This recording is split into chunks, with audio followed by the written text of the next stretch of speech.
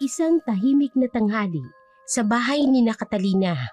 Pumapasok ang sinag ng araw sa maliit nilang bintana. Sa kusina, abala si Catalina sa paghahanda ng sinigang, paboritong ulam ni Tonyo tuwing uuwi ito ng pagod. Si Nona, nakaupo sa sala, nagbabasa ng libro para sa kanyang klase. Nona! Anak! Painging tubig nga! Malapit nang umuwi ang tatay mo! Nay, sigurado kayong uuwi si tatay? Eh di ba nga may rush project sila? Oo naman, sabi niya kahapon, sisiguraduhin niyang makakauwi para makasabay tayo sa hapunan. Biglang may malakas na katok sa pinto. Sunod-sunod. Ate Catalina! Ate Catalina! Buksan niyo po ang pinto! Napatingin si Catalina kay Nona. May kakaibang kabog sa kanyang dibdib. Sino yan? Sandali lang! Pagkabukas ng pinto, nakita niya si Ben, kasamahan ni Tonyo sa konstruksyon. Pawisan, hingal na hingal at halatang balisa. Ate! Si Kuya Tonyo po! Na-aksidente! Nabitawan ni Catalina ang tela sa kamay at naramdaman niya ang panlalamig ng kanyang buong katawan. Kuya Ben, ano pong sinasabi niyo? Ano pong nangyari kay tatay? Kanina, habang nasa ikatlong palapag, biglang bumagsak yung scaffolding na kinatatayuan niya. Narinig namin yung sigaw niya. Anong ibig mong sabihin? Nasaan ang asawa ko? Ben, nasaan siya? Dinala po namin sa Metropolitan Hospital. Kasama po siya ni na Foreman June. Grabe po yung pagkakahulog. Biglang nanghina si Catalina. Halos napahiga na ito sa upuan at nanginginig ang mga kamay. Nanay, si tatay. Hindi pwedeng mangyari ito. Si tatay. Diyos ko, ang asawa ko. Tonyo. Napatingin si Catalina sa altar nila kung saan may litrato ni Tonyo na nakangiti. Nona, kunin mo yung bag ko sa kwarto. Dalhin mo na rin yung emergency money natin sa cabinet. Kailangan nating pumunta ng ospital. Bakit po ganito, inay? Kahapon lang po. Nagbibilin pa si tatay na magluluto ng barbecue sa linggo. Nay, anak, kailangan nating maging matatag. Kailangan tayo ng tatay mo ngayon. Hindi tayo pwedeng bumigay. Hindi pwede. Pero nanginginig din ng mga kamay ni Catalina habang sinasabi ito. Mabilis silang naghanda. Kinuha ang mga importanteng gamit. ID at pera. Sa bawat kilos ay may pangamba. Ate, ihahatid ko na po kayo. May naghihintay pong tricycle sa labas.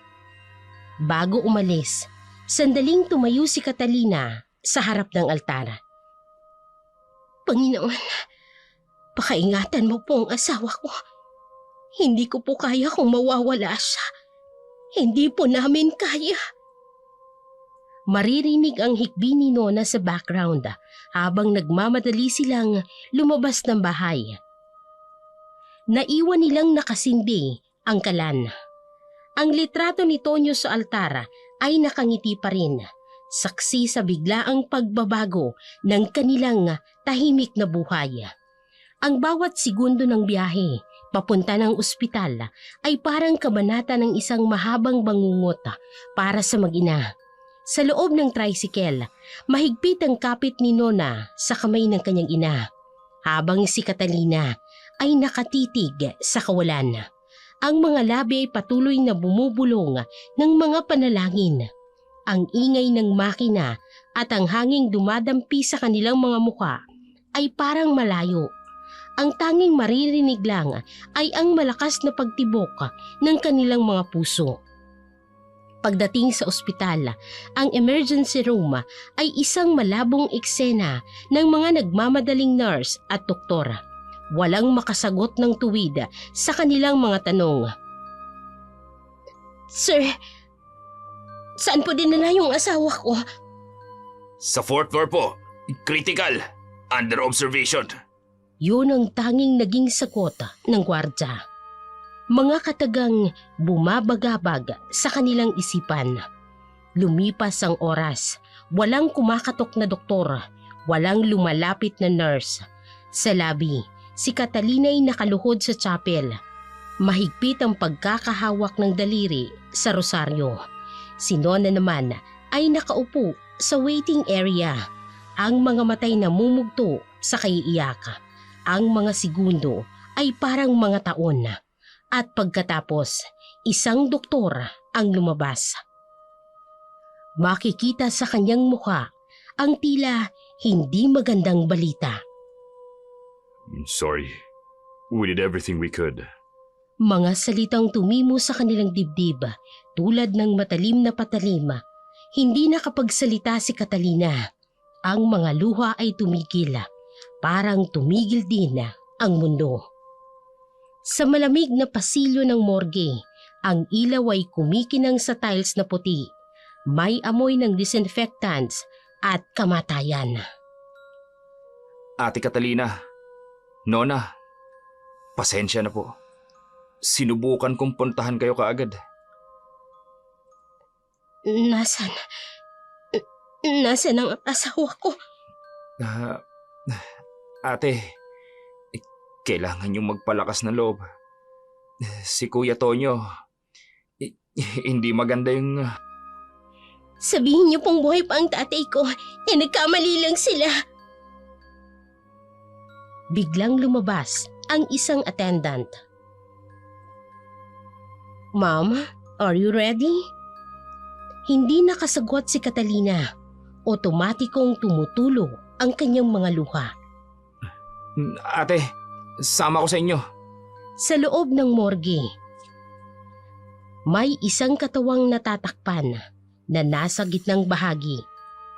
Dahan-dahang binuksan ng attendant ang takip nito. Hindi! Hindi! Hindi! Halos matumba si Catalina nang makita ang mukha ni Tonyo. Ang dating ngiting laging bumubungad sa kanya tuwing umaga ay nawala na. Sa halip, isang dugo ang mukha, maraming pasa at hindi na halos makilala. Tatay! Ang tatay ko! Hindi! Hindi! Nona, tulungan niyo!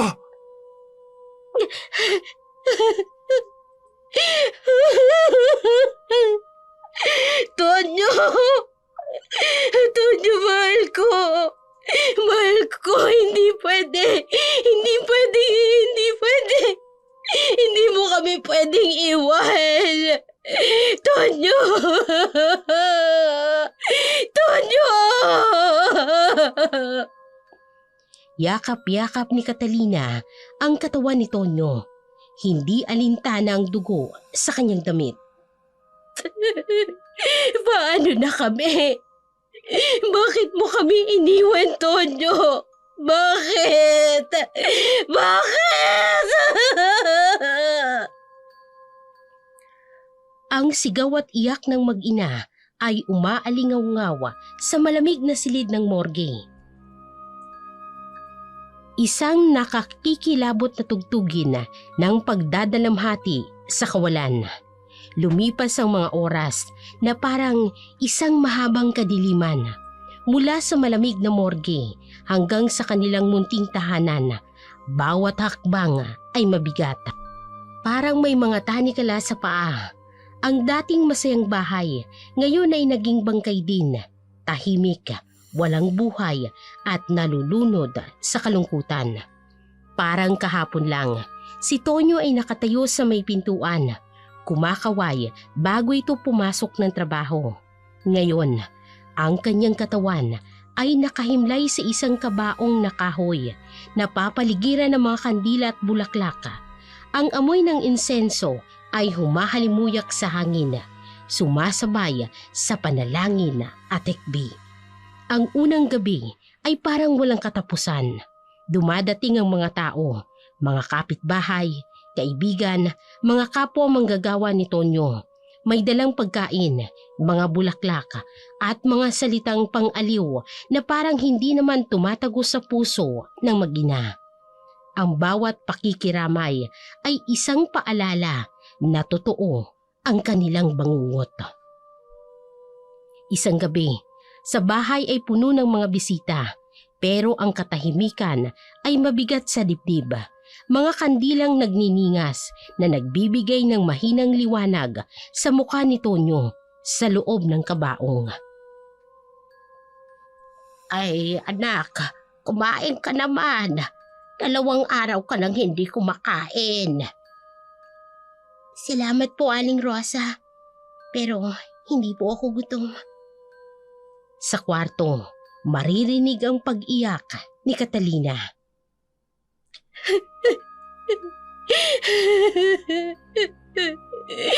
Tonyo, mahal ko.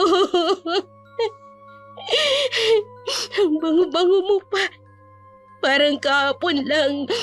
Sinuot mo pa ito eh. Tonyo, bakit mo kami iniwan? Bakit? Ate Catalina, may mainit po akong sabaw dito. Salamat. Pero ayoko. Gusto ko lang katabi ang asawa ko. Sa labas ng kwarto. 2 araw na pong hindi natutulog si ate. Puro iyak lang. Si Nona naman, parang estatwa na sa sulok. Kaya nga, kawawa naman. Sobrang bigat kasi. Sino ba naman ang mag-aakala? Biglang maririnig ang malakas na pag-iyak ni Catalina. Tonyo! Tonyo, gumising ka na! Tama na yung pagtulog mo! May pasok pa yung anak natin. Magluluto pa ako ng almusal mo. Tonyo! Tonyo, gumising ka! Gumising ka! Nay, tama na po. Tama na po. Niyakap ni Nona ang kanyang ina. Pareho silang bumagsak sa sahig, magkayakap at umiiyak. Anak, maano na tayo? Wala nang tatay po. Wala nang asawa ko. Ang mga bisita ay nakayuko. Hindi mapigilan ng luha. Ang mga kandila. Patuloy sa pagtitig-tinig, saksi sa walang katapusang pagdadalamhati ng mag-ina. Ay, kung pwede lang kunin ang kalahati ng sakit nila, abay ginawa ko na. Sa labas ng bahay, may bagong dating na mga kapitbahay. May mga dalang pagkain, bulaklak at mga panalangin. Pero alam nilang walang salita o anumang bagay na makakapuno ng puwang na iniwan ni Tonyo. Nay, kailangan po nating maging matatag para po kay tatay. Pero kahit si Nona ay hindi naniniwala sa sarili niyang mga salita. Sa kanyang isipan, paulit-ulit ang huling paalam ng kanyang ama noong umagang yon. Anak, mag-iingat ka. Mahal na mahal ko kayo ng nanay mo. Lumipas ang mahabang linggo ng lamay, tulad ng isang malagim na panaginip na walang katapusan. Ang bawat gabi ay puno ng mga dasal at pagluha, mga alaala ng paghihinagpis. Sa huling gabi, nang maubos ng mga bisita at ang tanging mag-ina na lamang ang gising, parang mas tumitindi pa ang katahimikan. Isang katahimikang kumakain sa kanilang mga kaluluwa. Dumating ang madilim na umaga nang huli nilang pamamaalam. Ang dating masayang linggo na dapat sana'y araw ng pamilya ay naging araw ng paghahatid sa huling hantungan. Ang mga kampanang tumutugtog sa simbahan ay parang huling awitin para kay Tonyo. Isang himno ng pamamaalam na hindi nila handang marinig. Sa makulimlim na umaga, ang sementeryo ay puno ng mga taong nakaitim. Ang hangin ay mabigat, parang nababalot ng kalungkutan. Nagmula sa alabok, babalik rin sa alabok. Si Nona ay nanginginig habang hawak ang krus. Pilit na itinatago ang mga luha sa likod ng itim na belo. Tatay, hindi pa po ako handa. Hindi pa. Si Catalina, nakatayo sa tabi ng bukas na puntod, nakatitig sa kabaong. Wala siyang luha. Parang naubusan na sa nakaraang linggo. Ate Catalina, kailangan na po. Sandali lang. Sandali na lang. Lumapit si Catalina sa kabaong. Hinaplos nito ang malamig na kahoy. Mahal, hanggang dito na lang ba talaga? Paano ng mga pangarap natin? Ang bahay na gusto mong ipagawa? Ang kolehiyo ng anak natin? Biglang bumuhos ang napakalakas na ulan. Ngunit ang mag-ina ay nananatiling nakatayo sa ulan. Nay, magkahawak kamay silang tinitingnan ang unti-unting ibinababang kabaong.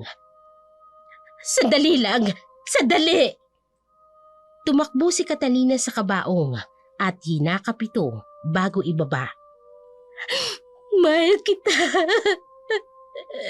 Mahal na mahal kita! Patawarin mo ko kung hindi kita napigilang umalis ng araw na yon. Patawad kung hindi kita nasabihan kung gaano kita kamahal, Tonyo! Tonyo! Nay, tama na po. Tama na po. Unti-unting ibinaba ang kabaong. Bawat tunog ng lubid ay parang kutsilyo sa puso ng mag-ina. Kaway, tingnan mo naman si Catalina.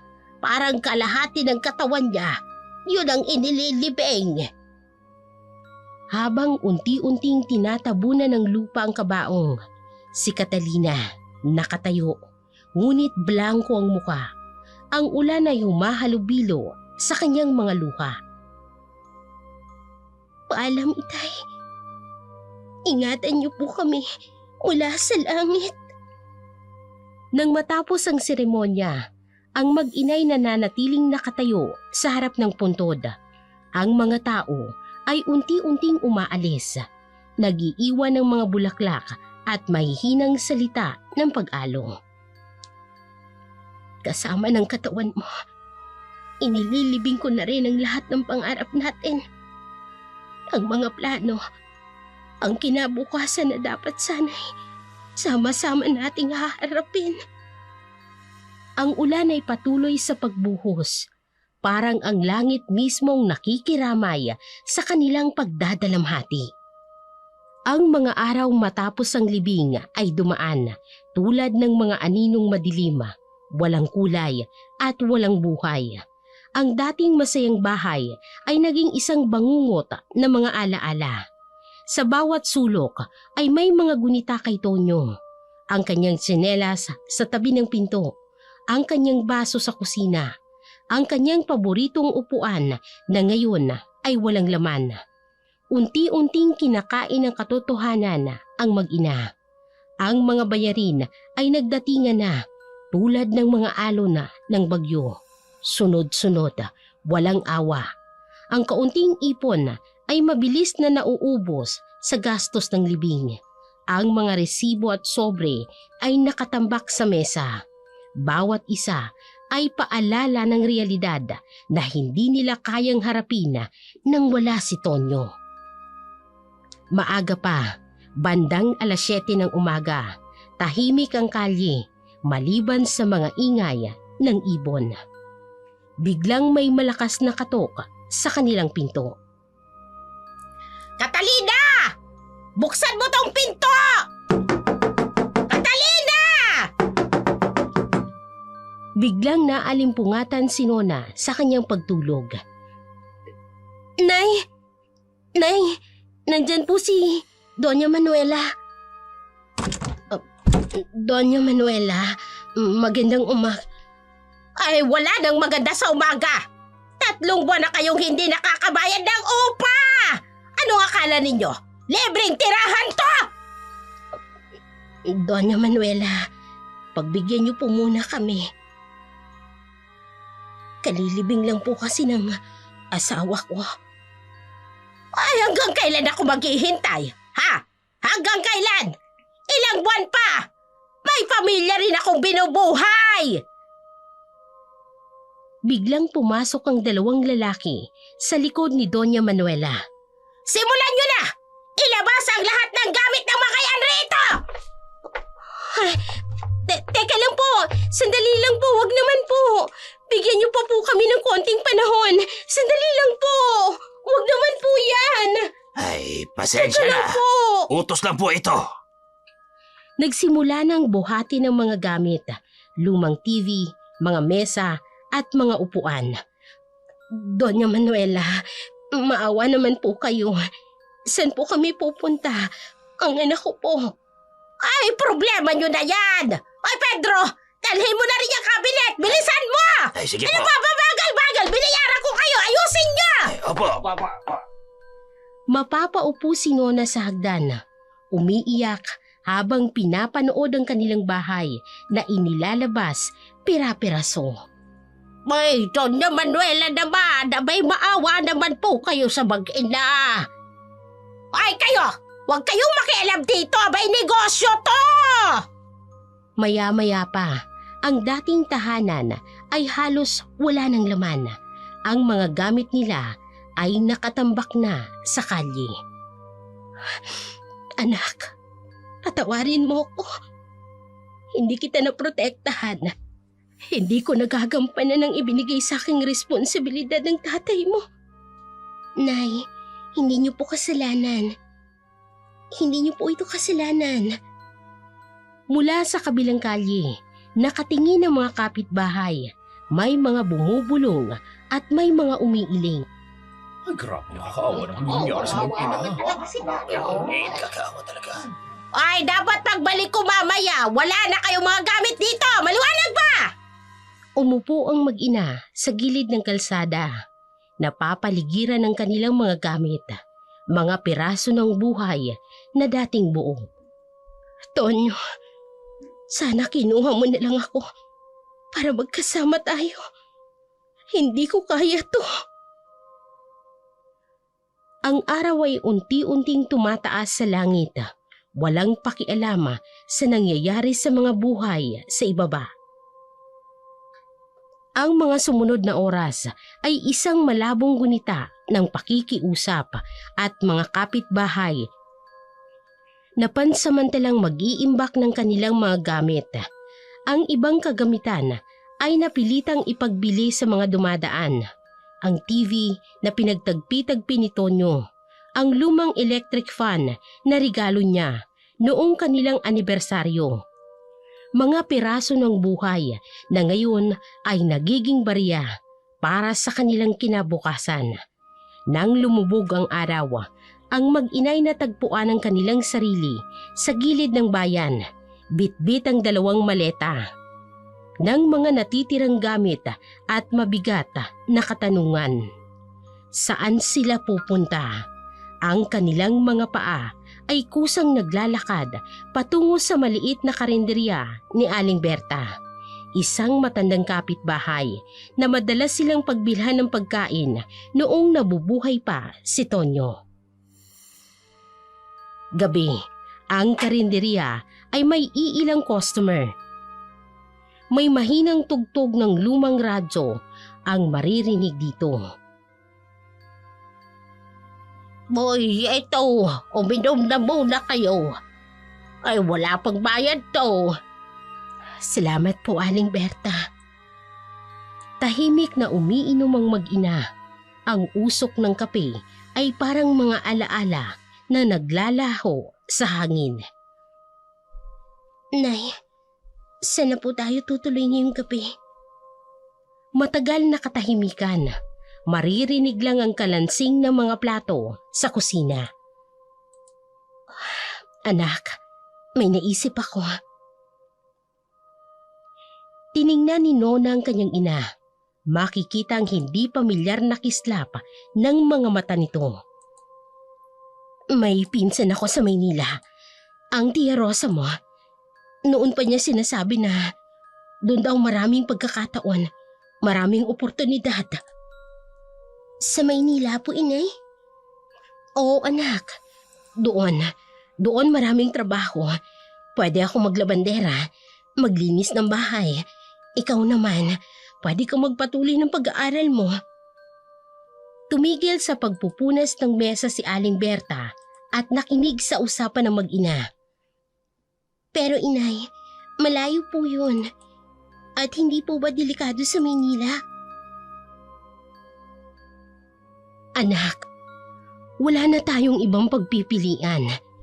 Dito kada sulok ay naaalala kong tatay mo. Kada tao may awa sa mga mata kapag nakikita tayo. Sa Maynila, pwede tayo magsimula muli. Tahimik si Nona. Iniisip ang sinasabi ng kanyang ina. Ay dako, tama si Catalina. Minsan, ang bagong simula ay nangangailangan ng bagong lugar. Nay, kung sa tingin niyo po, iyon po ang makakabuti sa atin. Hindi ito magiging madali, anak. Pero kailangan nating sumubok. Para sa iyo, para sa pangarap ng tatay mo, para sa pangarap niya para sa iyo. Biglang pumatak ang luha ni Nona, pero ngayon ay may kasamang ngiti. Opo, inay. Kung nasan man si tatay ngayon, sigurado akong gusto niya tayong makitang lumalaban. Tumayo si Aling Berta. Pumasok sa kusina. Makalipas ang ilang minuto, bumalik na may dalang 2 supot. Oh, eto, para may baon kayo. Konting pagkain para bukas. May terminal ng bus papuntang Maynila sa kabilang bayan. Pwede kayong umalis bukas ng madaling araw. Nagulat ang mag-ina sa kabutihang loob ng matanda. Maraming salamat po. Hindi ko po alam kung paano babayaran. Naku, babayaran ka dyan. Kapag naging maayos na kayo sa Maynila, abay, bisitahin nyo na lamang ako. Sa labas ng karinderya, ang mga bituin ay kumukutita pa. Mga munting liwanag sa gitna ng dilim, parang bagong pag-asang sumisilay sa puso ng mag-ina. Ang gabing yun ay iginugol ng mag-ina sa maliit na silid sa likod ng karinderya ni Aling Berta, na bukas palad na nagbigay ng pansamantalang matutuluyan. Sa kanilang pagtulog, sa manipis na banig sa sahig, ang mga pangarap at pangamba ay magkasabay na dumapo sa kanilang isipan. Ang Maynila, isang malaki at hindi kilalang mundo ang naghihintay sa kanila. Parang malaking katanungan sa dilim. Sa unang pagsikat ng araw, habang abala si Catalina sa pag-aayos ng kanilang 2 maleta, si Nona ay tahimik na nagbibilang ng kanilang natitirang pera. Isang hindi inaasahang pagkatok ang bumago sa takbo ng kanilang plano. Maaga pa, bandang 6:00 ng umaga, nasa likuran ng karinderya ang mag-ina. Ay, Catalina! Nandito si Tasyo! May importanteng sasabihin daw! Pagpasok ni Tasyo, pawisan at parang nagmamadali. Ate Catalina, buti na abutan ko po kayo. Sabi ni Aling Rosa kagabi, umalis na raw po kayo. Bakit ang aga mo? Ate, bago po kayo umalis, meron po akong magandang balita sa inyo. Ano po yun? Meron akong kakilalang foreman sa Maynila. Si Mang Hieronimo. Mataas na tao yun. Meron siyang malaking bahay sa Muntinlupa. Ano naman yun sa amin? Kailangan niya ng kasambahay, ate. Stay in. Merong sariling kwarto at malaki pa ang sweldo. Tamang-tama yun para sa inyo. Nagkatinginan ang mag-ina. Pero hindi ko alam kung... Ito ang address, ate. Sinabi ko na kay Mang Hieronimo na pupunta kayo. Hinihintay na kayo nun. Mabait yun na, ate. Aalagaan kayo nun. May kakaibang kislapa sa mga mata ng binata habang iniaabot ang papel. Nay, parang ang bilis naman po. Tasyo, sigurado ka ba dito? Kilala mo ba talaga tong Mang Hieronimo na ito? Sus, ate. Ilang taon ko ng kaibigan yun. Alam nyo naman ako, hindi ako magbibigay ng hindi maganda sa inyo. Kay Kuya Tonyo pa lang. Malapit na ako sa pamilya nyo. Sa pagbanggit ng pangalan ni Tonyo, lumambot ang mukha ni Catalina. Oy, anong pinag-uusapan ninyo? May alok pong trabaho si Tasyo sa Maynila. Ay, ganoon ba? Ang aga mo naman yata talaga dito, Tasyo. Nako, may pupuntahan pa pala ako, ate. Huwag kayong mag-alala. Magtiwala lang kayo. Si Mang Hieronimo, iingatan niya kayo talaga. Ibibigay niya sa inyo lahat. Umalis si Tasyo, pero may kakaiba sa kanyang kilos. Parang nagmamadali, parang may itinatago. Nay, hindi ko po alam, pero parang...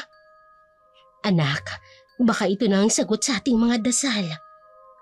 Sa labas ng karinderya, mapapansin ni Aling Berta ang kakaibang ngiti ni Tasyo habang naglalakad dito papalayo.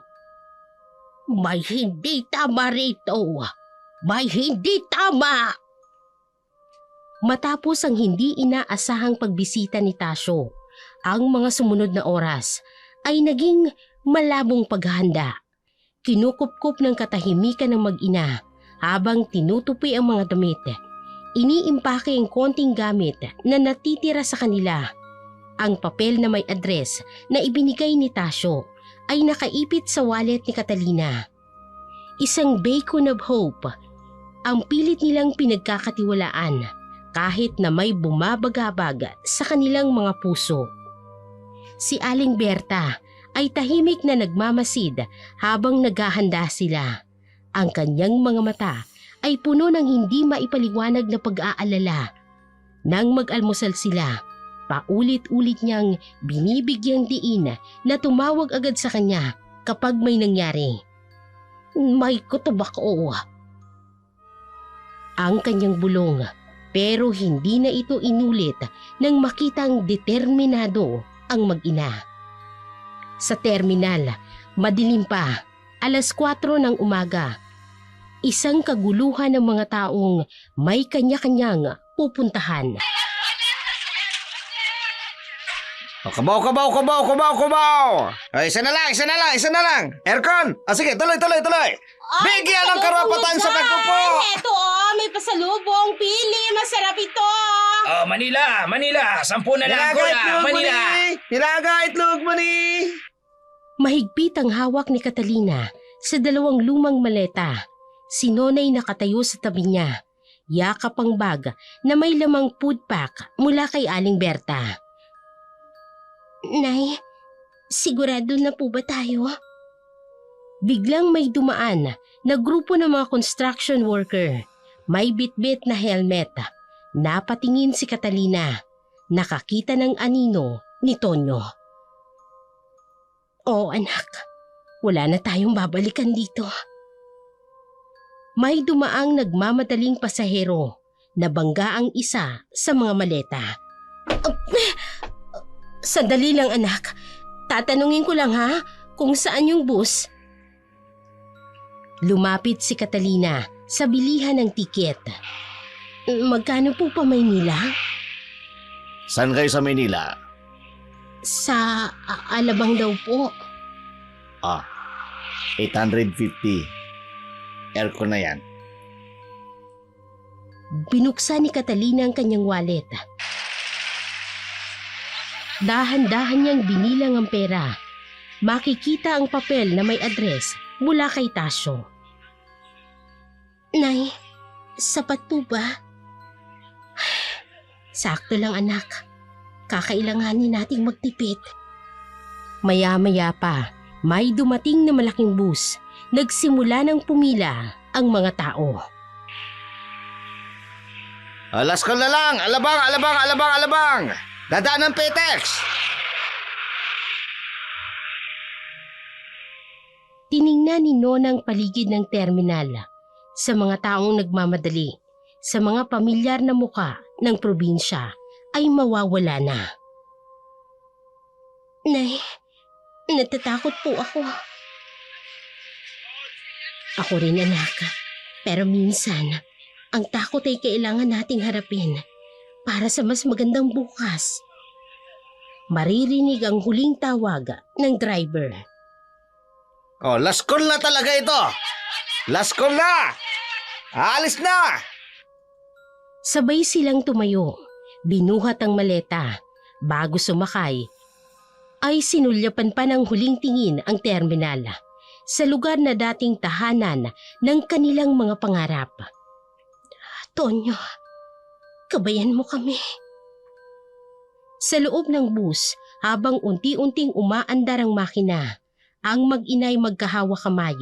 Ang kanilang mga mata ay may halong takot, pag-asa at determinasyon. Nay, parang ang layo na natin kay tatay. Hindi anak, kasama natin siya. Kasama natin siya sa bawat hakbang. Ang bus ay unti-unting umaandar. Iniiwanan na ang terminal at ang nakaraan.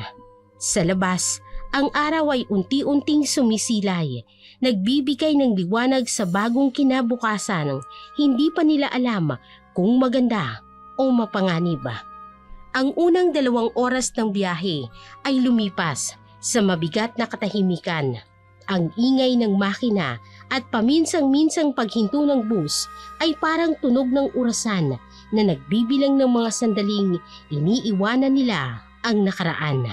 Bawat kurbada ng daan ay isang paalam sa bahay na pinagsamahan nila ni Tonyo, sa paaralan ni Nona, sa simbahang pinanood silang ikasal, sa puntod ng nag-iisa sa sementeryo.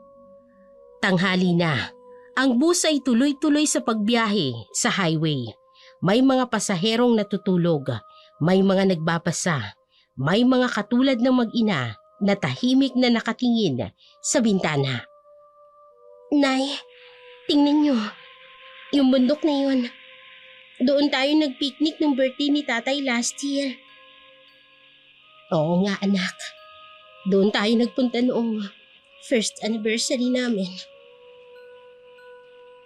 Maya-maya pa, dadaan sila sa isang malawak na bukid. At diyan yung rice field kung saan laging bumibili si tatay ng bigas. Sabi niya kasi, mas mura daw dyan. Napangiti si Catalina, pero may luha sa kanyang mga mata. Lahat ng lugar dito, may ala-ala ng tatay mo. Huminto ang bus sa isang stopover.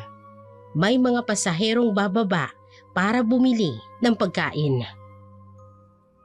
Tubig mineral water! Tubig mineral water! Sampu lang dyan!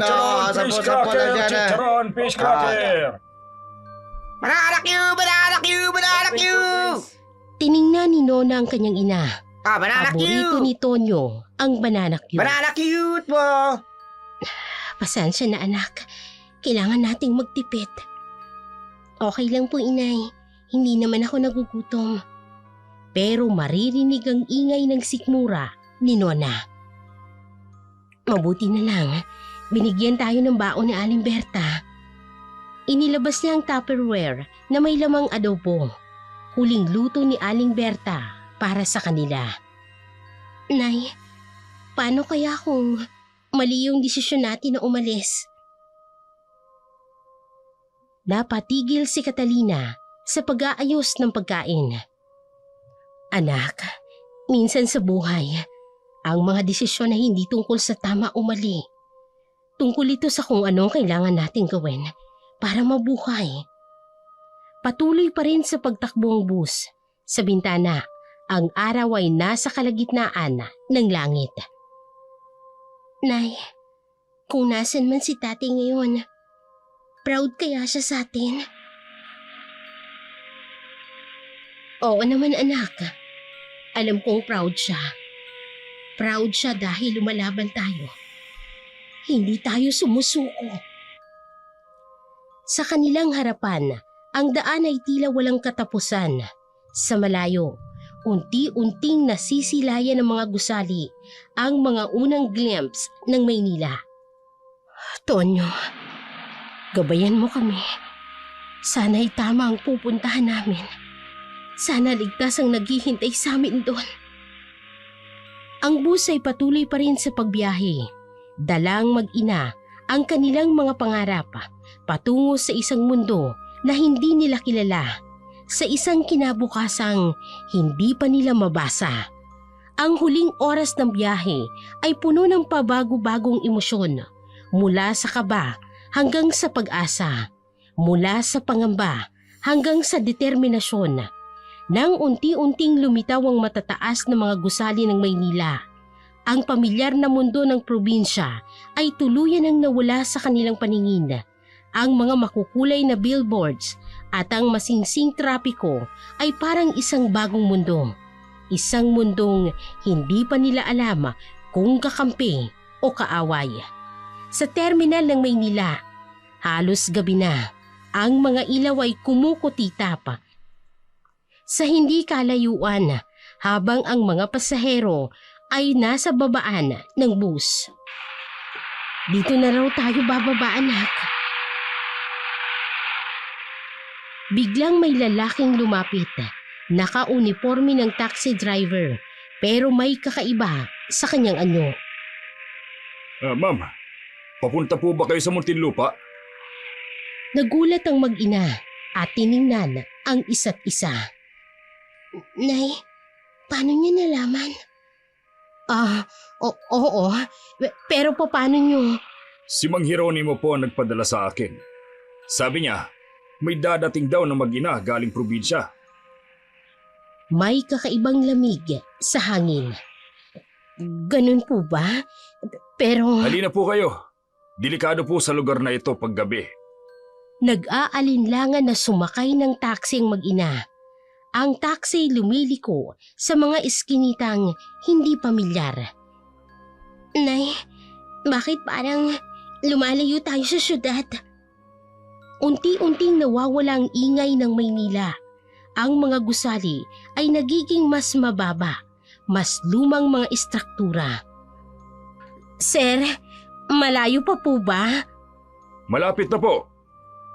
Ang Muntinlupa po ay espesyal na lugar. Maya-maya pa, tumambad sa kanila ang isang malaking gate na bakal. Sa likod nito, isang lumang mansyon na halos natatakpan ng mga halaman.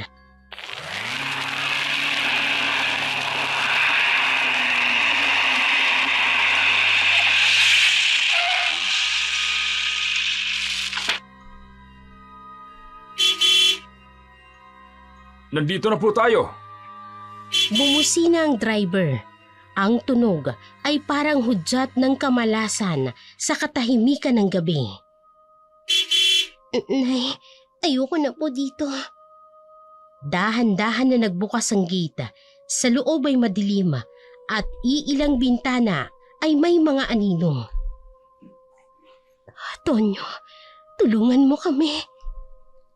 Maligayang pagdating po sa Muntinlupa, ang inyong bagong tahanan. Ang mga salitang bagong tahanan ay may kakaibang bigat, parang isang sentensya at isang hatol. Sir, sila ba yung bisita? Oo, sigurado si Mang Hieronimo na silang hinihintay natin. Ang mag-ina, nakatayo sa harap ng malaking bahay, napapaligiran ng mga anino. Sa bawat bintana, parang may mga matang nakatingin at naghihintay. Anak, parang may mali. Pero huli na. Ang gate sa likod nila ay tuluyan ang nagsara. Ang kalangitan ay may bituin na unti-unting mawawala sa kanilang paningin. Matapos silang ihatid ng driver sa loob ng gate, biglang nawala ito sa dilim, para bang hinigop ng mga anino. Naiwan ang mag-ina sa malawak na hardin, napapaligiran ng mga halamang tila may sariling buhay. Sa ilalim ng mahinang liwanag ng buwan, ang driver ay hindi man lang naghintay para ipakilala sila kay Mang Jeronimo o kahit man lang para sabihin kung saan sila dapat na pumunta. Sa loob ng bahay, mahina lang ang ilaw na nakasindi. Ang mga hakbang nila ay umaalingaw-ngawa sa kawalan. Nay, ang mga bintana po. Lumapit si Nona sa pinakamalapit na bintana. Hahawakan ng makapal na rehas. Parang kulungan, Nay. Anak, huwag kang maingay. Parang may kakaiba rito. Dahan-dahan silang naglakad sa hallway. Ang mga silid ay nabubuksan. Walang gamit, walang mga litrato, walang kahit ano. Dito rin po, Inay. May kama pero parang walang natutulog. Papasok na sila ng kusina. Malinis pero may kakaiba. Anak, tingnan mo. Lumapit si Catalina sa drawer. Makikita ang mabigat na kandado. Nay, bakit kailangang ikandado ang mga kutsilyo? Biglang may kumaluskos sa labas ng kusina. Shh! Tumahimik sila pero wala nang sumunod na ingay. Nay, nasan po si Mang Jeronimo? Bakit walang tao? Hindi ko alam, anak. Pero may mali. Napakalaking mali. Napatingin si Nona sa bintana ng kusina. May mas makapal na rehas kaysa sa ibang bintana. Nay, tingnan ninyo. Bakit maraming rehas dito? Lumapit si Catalina. Binuksan ang gripo, ngunit walang tubig. Para bang hinuhulaan na nila na may gustong tumakas dito. Biglang maririnig ang tunog ng susi sa malaking gate sa labas ng bahay. Anak, dali, dun tayo sa... Pero bago pa sila makagalaw, biglang nagdim ang ilaw. Ang dating mahinang liwanag ay naging mas mahina pa. Nay, gusto ko na pong umuwi. Anak, parang napasok tayo sa bitak. Ang tunog ng mga yapak sa labas ay unti-unting lumalakas, papalapit. Habang tahimik na nakamasid sina Catalina at Nona sa kanilang bagong tirahan, ang malamig na simoy ng gabi ay tila nagbibigay ng babala sa kanilang hindi pa nakikilalang kapalaran. Ang malawak na bahay na kanilang nilipatan ay puno ng misteryo at bigat. Ngunit sa kabila ng lahat, sinubukan nilang magpakatatag para sa pangarap ng bagong simula. Subalit, hindi nila alam na ang kanilang hinahanap na bagong buhay ay puno ng mas madilim na anino ng kasamaan. Magandang gabi. Bagay pala sa inyong mag-ina ang lugar na ito. Salamat. Pero tila kakaiba ang lugar na ito. Napakatahimik. Tahimik pero minsan ang tahimik na lugar, pinakamatindi ang ingay sa gabi. Ma, hindi ko po gustong tingin. Ako nga pala si Jeronimo. Ako may-ari ng bahay na ito. Salamat sa pagpapaunlak ninyo na maging katulong ko sa bahay na ito. Anong kailangan mo? Kailangan wala naman Gusto ko lang siguraduhin na komportable kayo. Huwag kayong mag-alala. Ako nang bahala sa inyo. Basta't maayos ang trabaho namin, o walang problema. Oo naman na. Maayos na maayos. Basta susunod kayo sa aking mga patakaran. Nay, gusto ko nang umalis rito. Magtiis na muna tayo, anak. Makakahanap din tayo ng paraan. Ang mga unang gabi sa bagong bahay ay tila isang paglalakad sa manipis na yelo para kina Catalina at Nona. Sa bawat kanto ng lugar, ramdam nilang bigat ng mga matang nakamasid.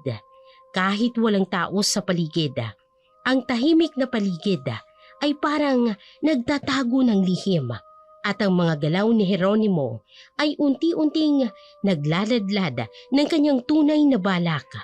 Ngunit sa kabila ng mga babala sa hangin, pinilit na mag-ina na magpatuloy.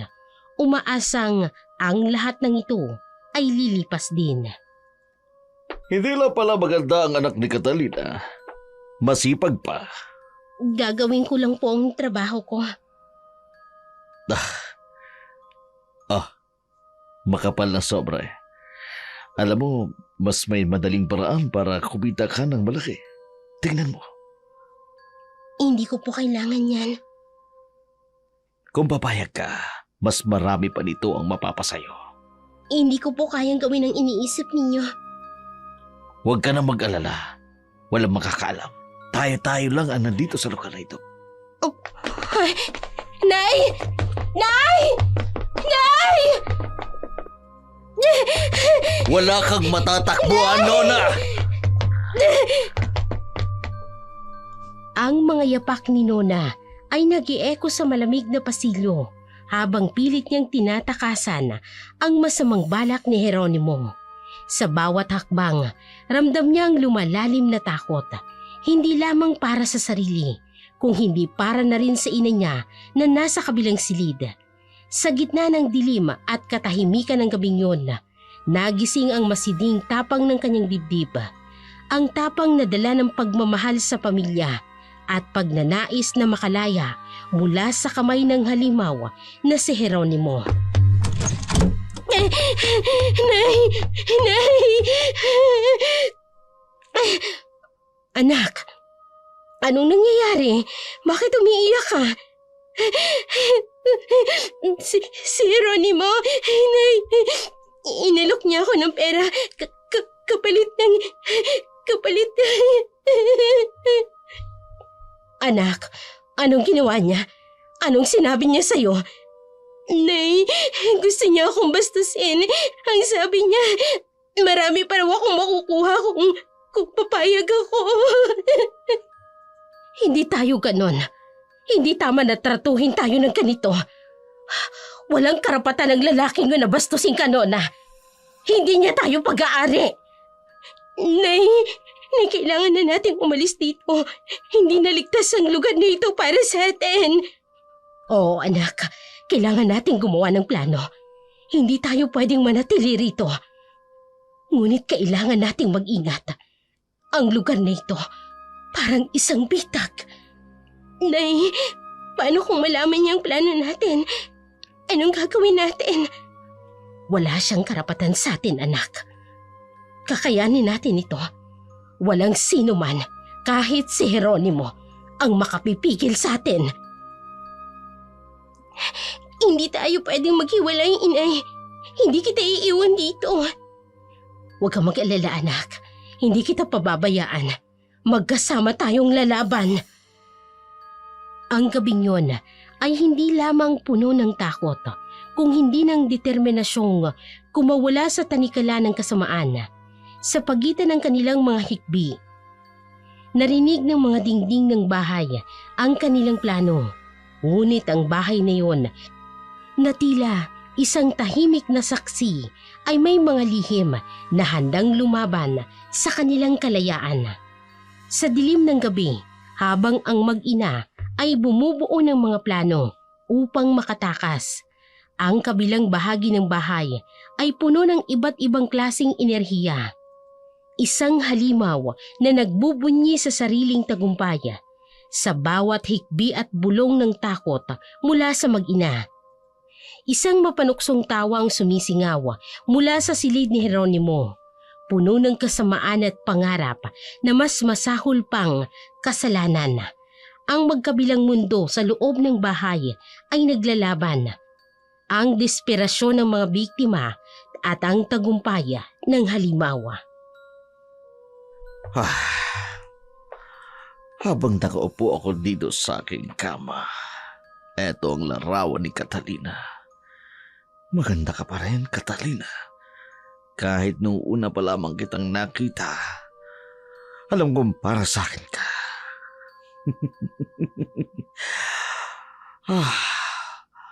Sa wakas nasa poder ko na kayo. Wala nang makakaagaw sa akin. Nona at ikaw, Catalina. Hindi ako titigil hanggat hindi ko kayo napasusunod sa aking gusto. Tonyo, sorry ka na lang. Masama talaga ang swerte. Kung hindi dahil sa akin buhay ka pa sana ngayon. Pero paano ko makukuha si Catalina kung nandiyan ka? Ang tagal kong pinagandaan ito. Ang bawat takbang, ang bawat plano, lahat ay para sa inyo, Catalina. At kung kinakailangang dumaan muna ako sa anak mo, wala akong pakialam. Pero malapit na. Malapit na kitang maangkin, Catalina. Maghintay kayo. Hindi na kayo makakatakas sa akin. Kapag sinubukan yung tumakas, mas lalo kayo magdurusa.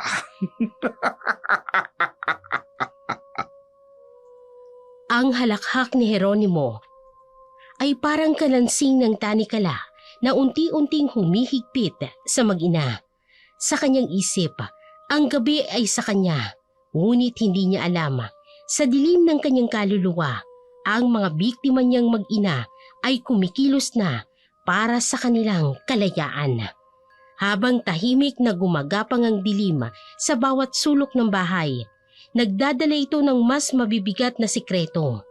Ang mag-ina, sa kanilang pagnanais na makatakas, ay hindi pa lubos na nauunawaan ang tunay na lalim ng kasamaan ni Jeronimo.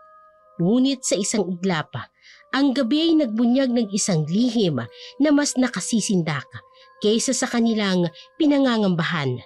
Sa isang silid, isang boses ng nagkukumpisal ng kasalanan, at sa kabila ng pader, isang batang babae ang nakikinig at nawawasak. Oo, tapos na si Tonyo. Siguradong wala na siyang magagawa para protektahan ang kanyang mag-ina. Ngayon akin na sila. Hello? Sigurado ka bang hindi sila makatatakas? Malaki ang perang pinuhunan mo dyan. Hindi sila makalalayo. Wala silang pupuntahan. Itong lugar na to, ginawa ko para sa ganitong pagkakataon. Ang mag-ina ay akin na habang sila ay nabubuhay. Si Papa? Walang makakaalam. Maganda ka lang dahil tapos na ang laro nila. Kailangan ko itong sabihin kay Mama. Sa silid ni Catalina, biglang pumasok si Nona na umiiyak. Hawak ang kanyang dibdib. Nay!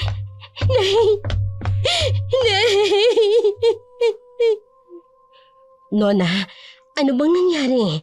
Bakit ka umiiyak ulit? Si Jeronimo, narinig ko siya, Inay. Siya ang pumatay kay Tatay. Siya ang dahilan kung bakit nawala si Tatay. Anak, ano bang sinasabi mo? Sigurado ka ba? Paano mo nalaman? Narinig ko siya, Inay. May kinakausap siya. Sinabi niya na tapos na si Tatay. Ginawa nila ito para mapunta tayo sa kanya. Hayop siya! Hayop siya! Paano niya nagawa sa atin ito? Nay, anong gagawin natin? Natatakot ako. Natatakot ako. Anak, hindi tayo papayag na ganito lang ang mangyayari. Hindi tayo susuko. Lalaban tayo, Nona. Gagawin natin ang lahat para mabigyan ng hustisya ang tatay mo. Sa kabila ng takot at bighati, lumalim ang determinasyon ni Catalina. Ang galit na bumalot sa kanyang puso ay hindi lamang para sa sarili, kundi para sa hustisyang matagal nang ipinagkait sa kanila. Ngunit sa ilalim ng malamlam na ilaw ng kanilang silid, ang plano para sa kanilang kaligtasan ay naging mas mahirap. Isang laban sa isang halimaw na walang konsensya. Sa gitna ng takot at paghihinagpis habang nabubuong mga plano para sa kanilang kaligtasan, isang mas mabigat na bangungot ang nagbukas ng pinto. Si Jeronimo, handang gamitin ang kanyang kapangyarihan upang muling itanikala ang mag-ina sa kanyang masamang balak.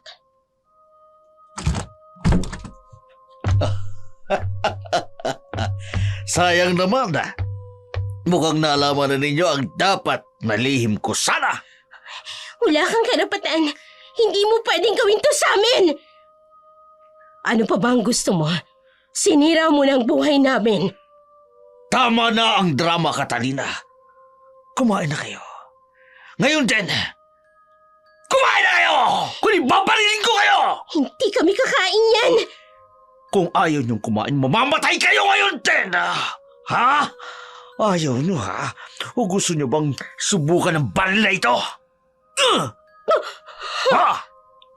Baka gusto mong ikaw mauna, Catalina, para makita ni Nona kung paano ako kalupit sa inyo! Hindi mo kami madadala sa pananakot mo, Jeronimo. Pero susundin namin. Basta wag mong sasaktan ang anak ko! Oh, yan ang gusto ko. Magandang pamilya na sumusunod. Sige, kumain kayo. Kumain kayo. Kainin ninyo. Masarap yan ako ng gandalya lang. Talaga sinarapan ko yan para masarapan kayo. Paano na tayo? Tikim-tikim na. Lalaban tayo, anak. Pero hindi ngayon. Sundin na muna natin siya. Susubukan kita, Catalina. Isubo mo. Yan ang gusto ko. Katalinang sumusubo na pagkain. Tingnan nyo ito bilang simula ng masaya nating pagsasama habang buhay. Sa ilalim ng pananakot ni Jeronimo, ang mag-ina ay napilitang sundin ng kanyang utos. Ngunit sa bawat kagat ng pagkaing may halong masamang balak, unti-unti nilang nararamdaman ang pagbagsak ng kanilang katawan at ang pagkabihag ng kanilang mga pangarap. Nay, parang ang bigat ng katawan ko. Huwag kang susuko, anak. Kakayanin natin ito. Nay, tulungan niyo ako. Anak, huwag kang bibitaw. Manatili kang gising. Nona! Nona! Wala nang saysay, Catalina. Huwag ka nang magpumiglas. Tadhana nyo na ang sumunod sa akin. Hayop ka! Wala kang karapatang gawin to sa amin! Ako ang may-ari ng buhay ninyo ngayon. Kaya mas mabuting tanggapin nyo na lang kapalaran ninyo, ha? At ikaw ang isusunod ko. Wala kang karapatang saktan ng anak ko. Papatayin kita kung may mangyari sa kanya! Oo, natatakot ako, ha? Awa ka sa akin. Sige! Subukan mo. Pero bago mo magawa yan, sisiguraduhin kong pagsisisihan mo ang lahat, ha? Anak! Nona! Anak, gising! Gising! Di ba? Tumitirik ang iyong mga mata. Gusto ko yan. Wala ba akong ginagawa? Tumitirik ka na. Di ba? Simula pa lamang ito, Catalina. Ngayon, akin ka na. Catalina. Catalina. Tulungan mo kami. Sa huling sandali, bago tuluyang bumagsak ang ulirat ni Catalina, ang masamang ngiti ni Jeronimo, ang huling alaala niya ng gabing yun, isang anino ng kasamaan na patuloy na nagbabadya ng mas masakit pang kapalaran. Sa dilim ng kawalan ng malay, nananatiling bihag si Catalina sa anino ng kasamaan. Sa kanyang pagising, ang hapdi ng kanyang katawan ay naging paalala ng nagdaang gabi. At ang galit sa kanyang puso ay mas tumindi nang marinig ang mapanuksong salita ni Jeronimo.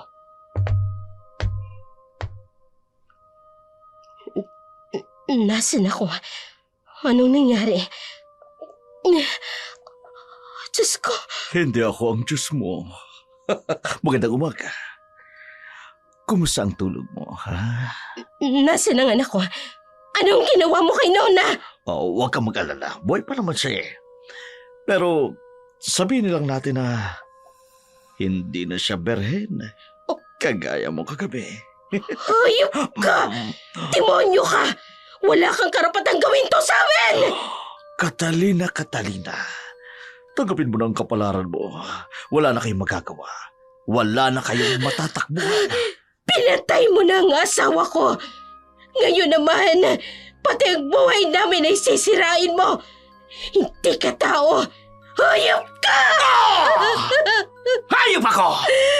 Pinaya! Pinatay ko siya! Pinatay ko si Tonyo! Matagal ko na kayong pinagplanuhan, Catalina. At ngayon, kayo na ang premyo ko, di ba? Hindi mo kami pag-aari! Oh! Babangon kami at pagbabayaran mo ang lahat ng ginawa mo sa amin! Subukan mo, Catalina! Pero dito sa bahay na ito, ako ang masusunod.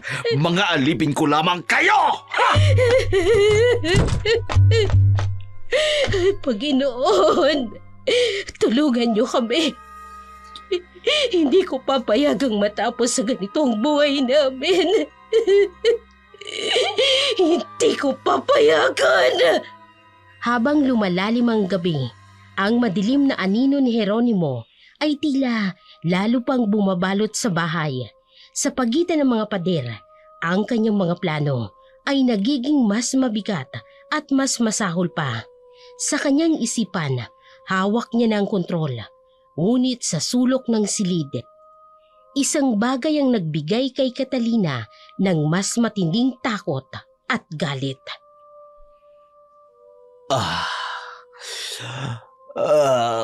Maghintay ka lang, Catalina. Marami pa akong plano para sa inyo ng anak ko. Wala kang karapatang gawin sa amin ng kahit na ano. Hindi kami laruan mo. Laruan? Hindi oh. Higit pa kayo sa laruan. Kayamanan kayo para sa akin. Mga premyo na isang matagal ng plano. Hayop ka! Hindi mo kami matatalo. Hindi kami titigil hanggat hindi kami nakakawala rito. Makawala? Huwag ka na mangharap, Catalina. Walang makaririnig sa mga sigaw ninyo.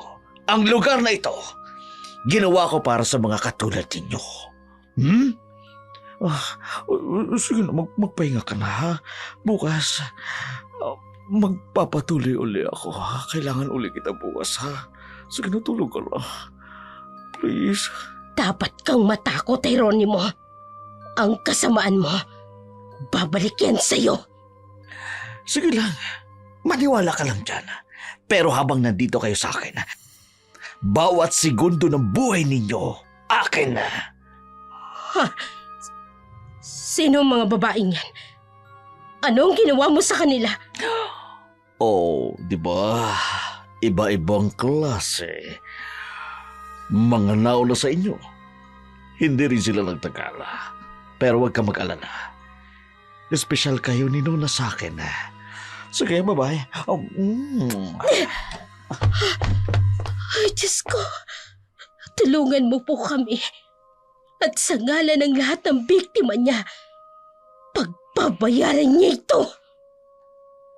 Ang mga araw at gabi sa loob ng bahay ni Jeronimo ay naging tila walang katapusang bangungot para kay Catalina at Nona. Ang kanilang sigaw ay sinisipsip ng mga pader. Ang kanilang luha ay walang tinig na humihingi ng saklolo. Sa bawat gabi, lalong lumalalim ang kanilang sugat, hindi lamang sa katawan, kung hindi pati na sa kanilang mga kaluluwa.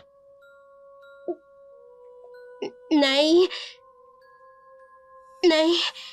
narinig mo ba ako?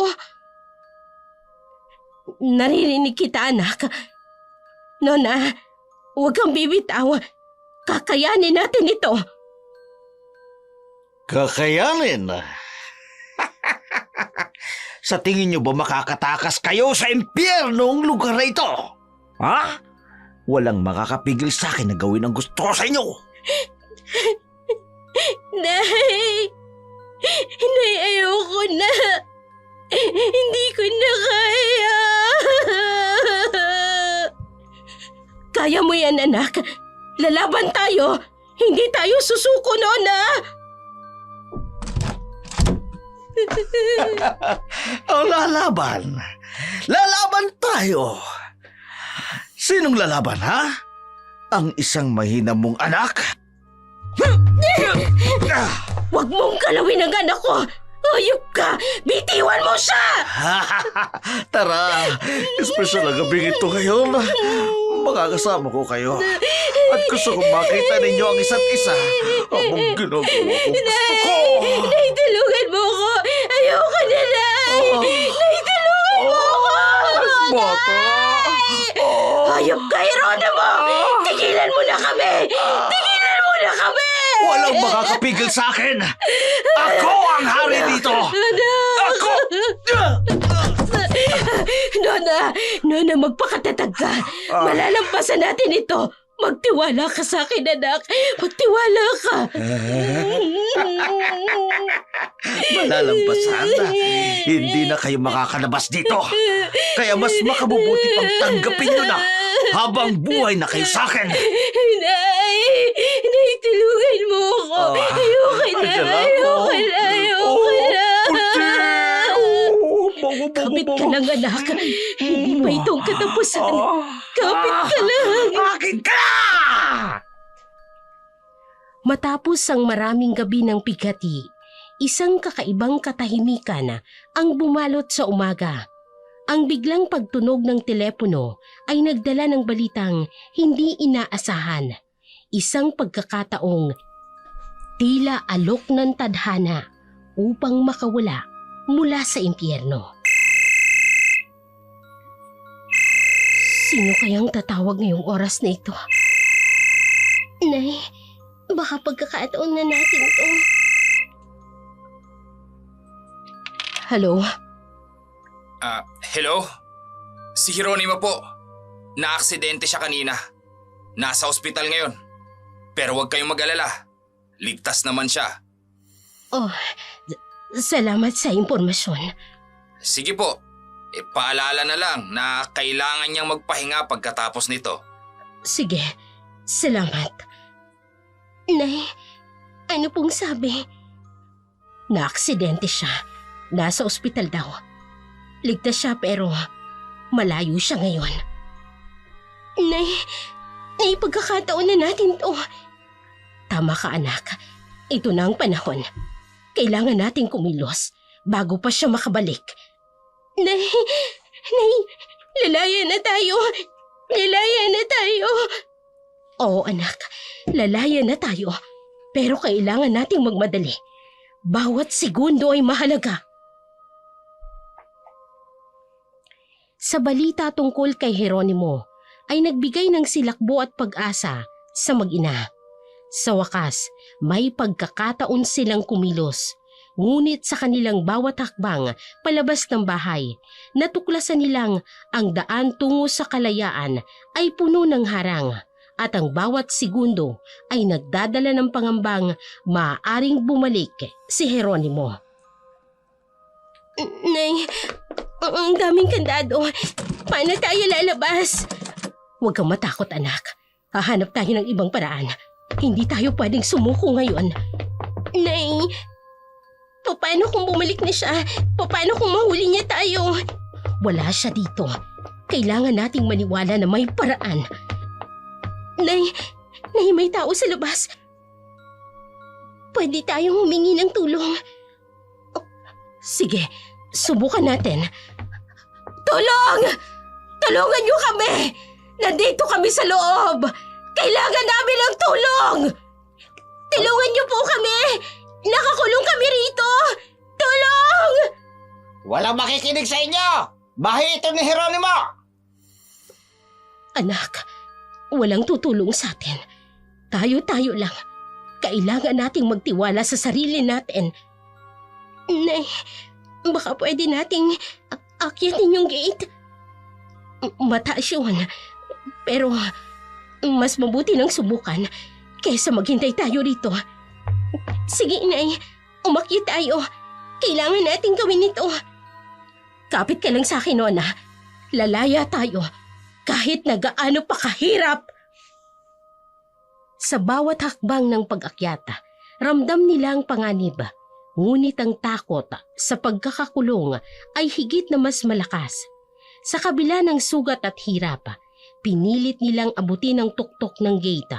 Hawak ang pag-asang sa kabilang panig nito ay naghihintay ang kalayaan. Ang mag-ina halos hindi makapaniwala nang makalampas sila sa gate. Ngunit ang bawat hakbang palayo sa bahay na nagdadala ng takot at kaba. Ang tunog ng paparating na kotse ay nagpapaalala ng halimaw na si Jeronimo ay hindi basta-basta magpapatalo. Ang kanilang kalayaan ay tila nasa bingit pa rin ng pagkawala.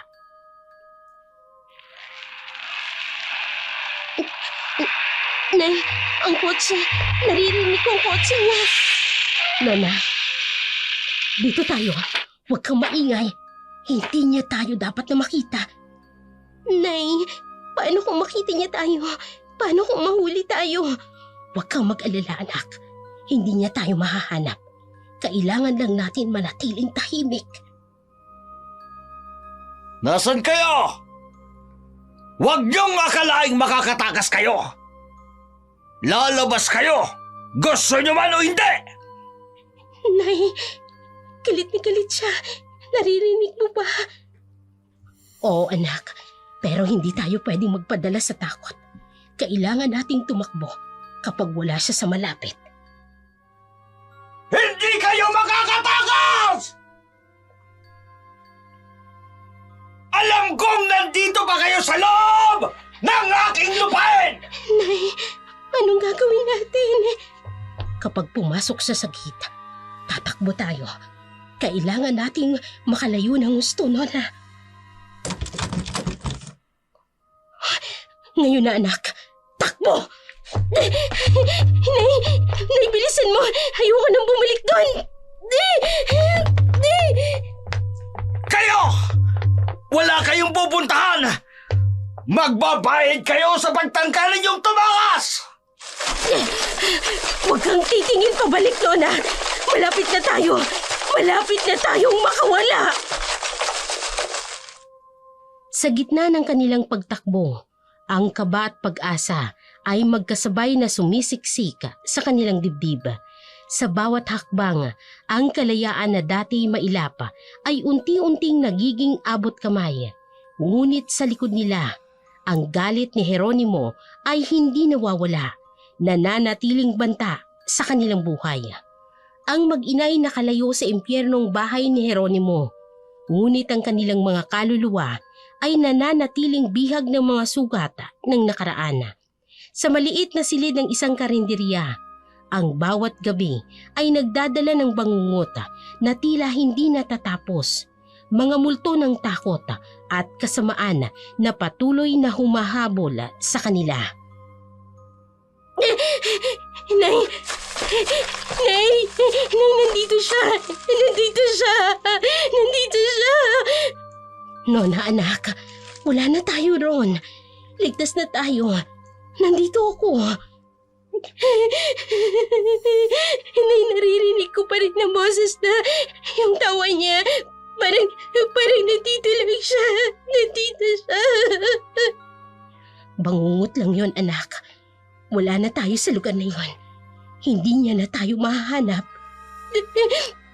Paano kung makita niya tayo? Paano kung bumalik siya, Inay? Hindi na tayo babalik doon, Nona. Lalayo tayo. Ang mahalaga, magkasama tayo, ha? Wala nang makakapanakit sa atin ulit. Pero bakit ganito, Inay? Kahit malayo na tayo, pakiramdam ko, nakakulong pa rin tayo. Dahil iniwan niyang sugat sa atin, anak. Sugat na hindi madaling mawala. Pero magtiwala ka sa akin. Gagawin ko ang lahat para mawala ang takot na yan. Nay, gusto ko lang naman maging normal ulit. Yung hindi natatakot sa bawat tunog, sa bawat anino. Mangyayari yun, Nona. Lilipas din ang lahat ng ito. Kakayanin natin. Hindi tayo susuko. Sa katahimikan ng gabi, habang nakatingala sa buwan, isang bagong sigla ang bumalot kay Catalina. Hindi sigla ng pag-asa, kung hindi ng paghihiganti. Hindi sapat ang kanilang pagtakas. Kailangan niyang tapusin ang tanikala ng kasamaan ni Jeronimo. Bumalik sa kanyang alaala ang madilim na mga aral mula sa kanyang lola at isang desisyon ang nabuo. Hindi ito tama, Nona. Hindi ito sapat.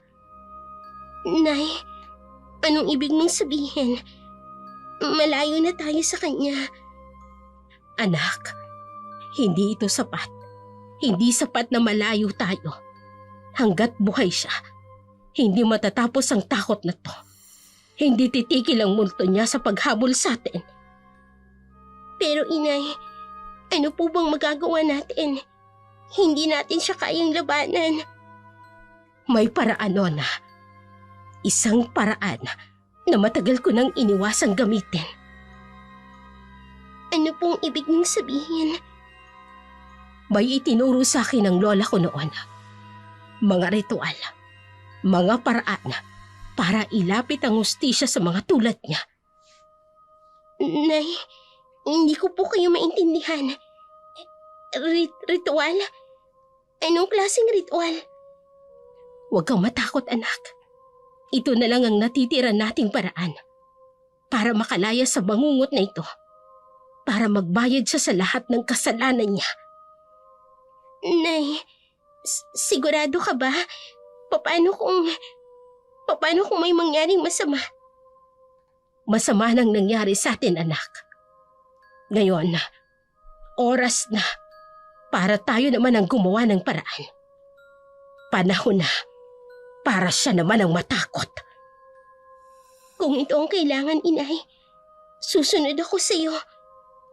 Salamat, anak. Hindi niya na tayo masasaktan. Ipinapangako ko, matatapos na ang lahat ng ito. Sa gitna ng gabi, walang buwan, tahimik, ngunit puno ng tensyon. Si Catalina ay nagtipon ng lakas upang muling buhayin ang mga aral na itinuro ng kanyang lola. Sa madilim na sulok ng mundo, ang kanyang paghihiganti ay nagsisimulang mabuo.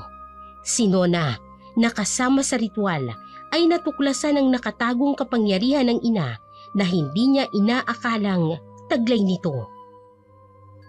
Anak, alam kong hindi mo naiintindihan ngayon. Pero ito na lang ang tanging paraan. Nay, anong ginagawa natin? Ano tong mga kandila? At bakit ang bigat sa pakiramdam dito? Ito ang daan para maabot natin siya. Para maramdaman niyang bawat sakit na ibinigay niya sa atin. Nay, hindi ba delikado to? Hindi ba masama to? Masama ang ginawa niya sa atin, Nona. Ang kasamaan ay hindi natatapos sa katahimikan. Kailangan ko itong tapatan. Pero Inay, paano kung hindi natin makontrol ito? Kaya kong kontrolin ito. Itinuro ito sa akin ng lola ko. Ang sumpang ito ay para lang sa mga nararapat. At siya ang nararapat. Nay, sino ka ba talaga? At ano itong mga bilog na ito? Ano yung librong hawak mo? Ako ang anak ng isang linya ng mga mangkukulam. Hindi mo man alam noon, pero nasa dugo natin ang kapangyarihan. Itinago ko ito sa iyo para protektahan ka. Pero ngayon, gagamitin ko ito para paghigantihan ang demonyong yon. Hindi ko alam na ganito ka, inay. Hindi ito tungkol sa akin, anak. Ito ay para sa atin. Gusto kong maramdaman niya ang sakit. Isang sakit na walang gamot. Kung para sa atin to, inay, susuportahan kita. Pero natatakot pa rin po ako. Huwag kang matakot, anak. Sa gabing ito, sisimulan nating tapusin ang lahat ng kasamaan niya. Habang umaalingaw-ngawa ang mga bulong ni Catalina sa hangin, si Nona ay nakatayo, nanunood sa pagbabago ng kanyang ina mula sa isang mapagmahal na magulang tungo sa isang makapangyarihang mangkukulam. Sa gabing yon, ang kapalaran ni Jeronimo ay itinakda. Habang isinisigaw ni Catalina ang ritual sa madilim na liblib na lugar, sa bahay ni Jeronimo, unti-unting sumisiklab ang galit at kawalan ng kontrol. Sa kanyang pagsisikap na habulin ng mag-ina, nagsimulang magpakita ang unang palatandaan ng kanyang pagbagsak. Isang sakit na dulot ng sumpang hindi niya maiiwasan. Sa bahay ni Jeronimo, ang galit ay tila umaapoy sa bawat sulok. Ang kanyang mga tauhan ay nagmamadaling sumunod sa kanyang utos. Habang siya'y naglalakad ng pabalik-balik, sumisigaw ng mga banta.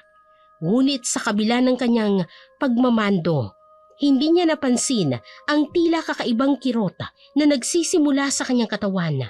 Ang maliliit na sinyalis ng sumpa ay nag-uugat na at ang kaparusahan ay nagsisimula ng kumilos. Sa paglipas ng isang linggo, ang paghihiganti ni Catalina ay tuloy-tuloy na hinuhubog ang mga sinaunang salita at apoy ng mga kandila. Sa bawat hakbang ng kanyang ritual, ang sumpa ay lalong dumadaloy kay Jeronimo. Ang galit niyang pagmumura ay sinuklian ng unti-unting pagkabulok ng kanyang katawan, isang parusang hindi niya maiiwasan. Sa bawat sakit na idinulot mo, Jeronimo, dadaloy ito pabalik sa iyo. Mas masakit, mas malupit. Nay, hanggang kailan natin ito gagawin? Parang hindi na ako makahinga sa bigat ng hangin dito. Hanggang sa maramdaman niya ang lahat ng ginawa niya sa atin, anak. Hanggang sa bumigay ang halimaw sa kanya mismo. Nay, paano kung bumalik sa atin bago pa matapos ang lahat? Hindi na siya makalalapit. Ang sakit na nararamdaman niya ngayon ay simula pa lang. Hindi siya makakawala. Nasaan na mga ngayon? Hanapin niyo sila. Hindi sila dapat na makatakas. Boss, ginawa na namin ang lahat. Wala talagang bakas. Walang imposibleng mawala. Hanapin niyo sila, mga inutil! Boss, ayos ka lang ba? Para kang namumutla. Walang problema sa akin. Ang mahalaga mahanap niyo sila. Anong nangyayari sa akin? Boss, baka kailangan mo ng doktor. Hindi ko kailangan ng doktor. Kailangan ko sila. Ayusin niyo ang trabaho niyo. Hindi sila dapat magsumbong sa mga pulis. Anong nangyayari sa akin? Ma, parang mas lumalakas ang epekto. Bumigat ang hangin at ang mga kandila. Nagningning sila. Nagsisimula na, anak. Sa bawat galit na binibigkas niya, mas lalo siyang lulupok. Hindi pa ito ang wakas, pero darating din yon. Habang patuloy ang ritual ni Catalina, nagsimulang makaramdam si Jeronimo ng sumpang unti-unting sumisira sa kanya. Ang sakit na akala niya'y panandalian lamang ay lumalim at sa bawat sandali, ang katawan niyang puno ng galit at kapangyarihan ay nagsisimula ng magdusa sa karma ng kanyang mga kasalanan. Ano itong nararamdaman ko? Parang may kumagat sa akin sa aking kawan ano ito? Hindi pwede ito. Anong nangyayari sa akin? Putrakes! Anong nangyayari sa kawan ko? Ano ito? Taso! Taso! Boss, ano nangyari? Dalhin mo ako sa doktor. Hindi ko alam kung ano ito. Pero hindi ko na kayang tiisin. Boss, sigurado ka bang kailangan ng doktor? Baka naman... Huwag ka na magtanong! Dalhin mo na ako sa ospital ngayon din! Ano ito? Nagmamadaling itinakbo ni Tasio si Jeronimo sa ospital pagkatapos ng pagsusuri. Wala akong makitang eksaktong dahilan. Pero malubha ang pamamaga. Subukan nating gamutin ito gamit ang mga malalakas na antibiotics. Walang kwenta! Hindi niyo ba talaga alam kung anong nangyayari sa akin? Siguro boss, karma na ito. Karma sa lahat ng kasamaang ginawa mo. Anong sinabi mo? Wala boss. Tara na. Uwi na tayo. Sa pagbalik nila, ang konsensya ni Tasio ay lalo pang lumubog habang si Jeronimo ay nananatiling bihag ng hindi maipaliwanag na sakit. Isang parusa na hindi maiiwasan ng kahit na sino, gaano man kalakas ang kanilang kapangyarihan. Habang lumalalim ang gabi sa Muntinlupa, ang dating makapangyarihang si Jeronimo ay unti-unting nagiging anino ng kanyang sarili. Ang kanyang katawan ngayon ay iginagapos ng matinding sakit at tila nagiging instrumento ng kanyang parusa. Ang mga sigaw niyang puno ng paghihirap ay umaalingaw-ngaw, tanda ng sumpang hindi niya kayang takasan.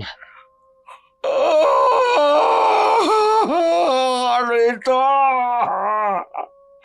Anong ginawa niya sa akin? Dami ko pang magagamitan nito. Boss, sinabi ko na sa'yo. Baka karma na to. Pero baka may iba pang paraan. Karma? Anong karma? Walang ganito sa akin. Ako may kontrol ng aking buhay. Aray ko! Boss, ang mga tao sa labas, naririnig na ang sigaw mo. Nag-aalala sila.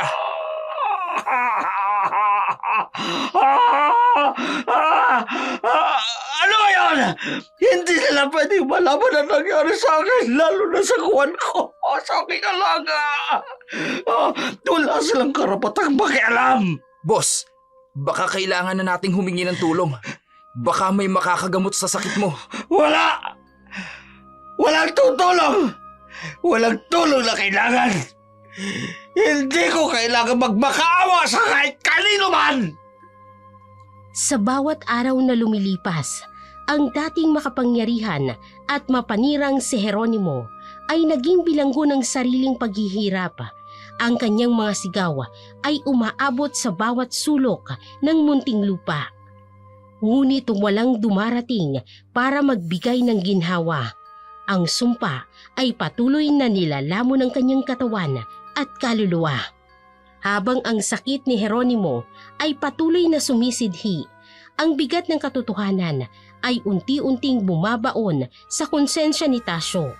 Ang mga sigaw ni Jeronimo na dati nagpapalakas sa kanyang takot, ngayon ay nagiging paalala ng kasalanang hindi niya kayang dalhin. Sa wakas, nagpasya siyang talikuran ng kasamaan at lumapit sa pulis upang isiwalat ang lahat. Sir, hindi ko na kaya ang bigat nito. May mga kasalanan akong kailangang aminin. Ano ibig mo sabihin? Ano mga kasalanan? Si Jeronimo, siya may pakana ng lahat. Siya nagpabagsak sa scaffolding na ikinamatay ni Tonyo. Sinadya niya yun para mawala si Tonyo. Para makuha ang asawa at anak niya. Ano? Sigurado ka ba sa sinasabi mo? May ebidensya ka ba? Ako ang tumulong sa kanya, sir. Ako ang nagsira sa scaffolding. Pero hindi ko alam na ganito kalalang magiging resulta. Pinilit niya rin akong tulungan siyang dukutin ang mag-ina. So ibig mong sabihin, alam mo ang lahat ng plano niya mula noon? Oo, sir. Lahat ng kasalanan niya alam ko. Pero hindi ko na kaya magpanggap na walang nangyari. Kailangan siyang pigilan. Mabuti, Tasyo, ang iyong testimonya para makuha ang hustisya ng pamilyang inagrabyado niya. Sisimulan namin itong imbestigahan. Sa gitna ng kanyang pagsisisi, nagdesisyon si Tasyo na gawing tama ang mga pagkakamali niya. Ang kanyang mga salaysay ay nagsimulang maghabi ng mga kwento ng kasamaan ni Jeronimo. Isang kwento na magdadala ng hustisya para sa mag-ina at sa lahat ng naging biktima niya. Ang testimonya ni Tasyo ay naging susi upang mabuwag ang kapangyarihan ni Jeronimo. Sa kabila ng kanyang paghihirap at unti-unting pagkabulok, hindi niya inakalang ang mga pulis ay darating para damputin siya. Sa huli, ang dating kinakatakutang lalaki ay naging isang sagisag ng pagbagsak ng kasamaan, habang ang kanyang biktima ay nakamasid mula sa malayo, puno ng tahimik na tagumpay. Jeronimo Alvarez, inaaresto ka namin sa salang pagpatay, pagdukot at marami pang ibang krimen. May karapatan kang manahimik. Ano mang sabihin mo ay maaring gamitin laban sa iyo sa korte. May karapatan kang kumuha ng abogado. Kung hindi mo kayang kumuha ng abogado, isa ang itinalaga para sa iyo. Naiintindihan mo ba ang karapatang ito? Hindi niyo pwedeng gawin ito sa akin. Ako may kontrol ng aking buhay. Wala ka ng kontrol ngayon, Jeronimo. Tapos na ang laro mo. Hindi pwede. Ako si Jeronimo. Mayaman ako! Mapera ako!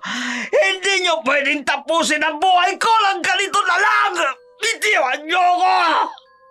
Dahil na rin sa kalagayan ni Jeronimo, sa kanyang seryosong karamdaman ay kailangang maipagamot o makonfine sa ospital.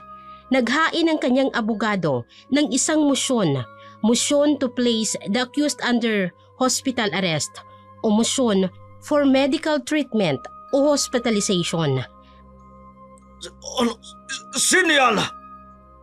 Sa dilim, tahimik na nakatayo at nakangiti si Catalina habang nakatitig sa kanya.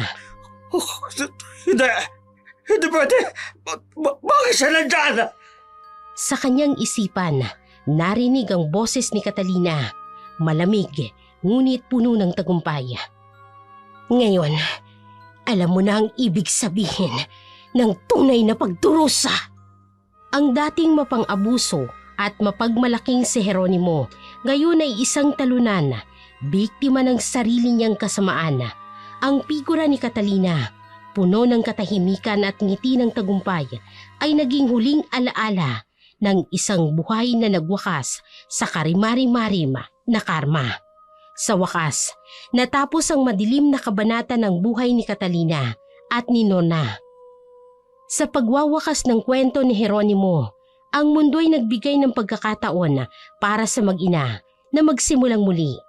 Ang hustisya ay dumating hindi lamang para sa kanila, kung hindi para sa iba pang naging biktima, sa tulong ng mga patotoo at pagsisisi ni Tasyo.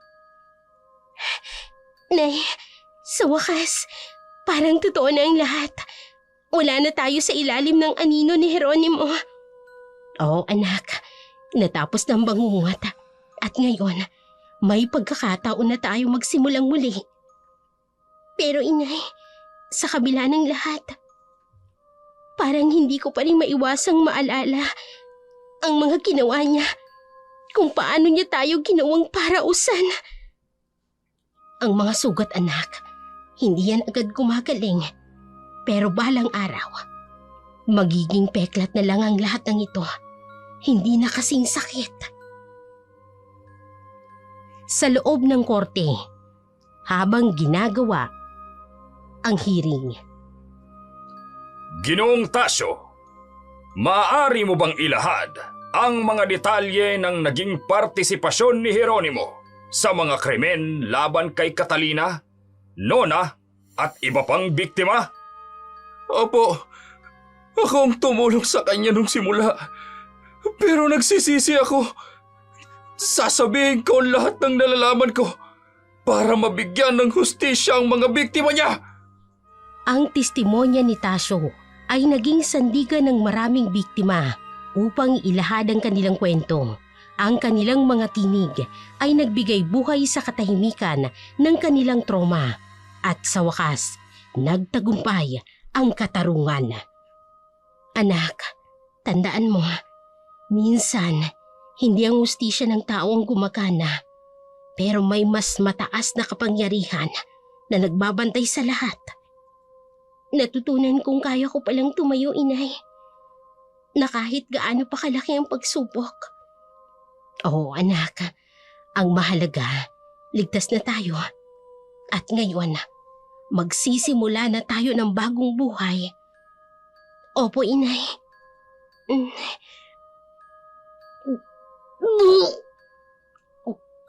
Ha? Nona, anong nangyayari sa'yo? Hindi ko po maintindihan, inay. Ilang araw ko na po itong nararamdaman. Para pong bumabaliktad lagi ang sikmura ko tuwing umaga. Ha? Hindi. Hindi maaari to. Hindi maaari!